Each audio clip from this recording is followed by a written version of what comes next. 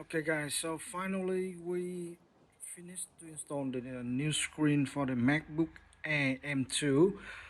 So far I believe all of the functional of the replacement screen is working as it should be. Say this, I just testing the light sensor and the thing is working. Okay, no complaint.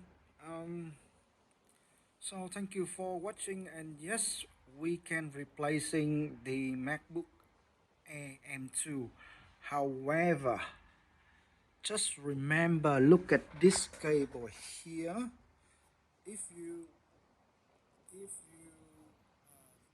got a replacement screen and the cable is not trained,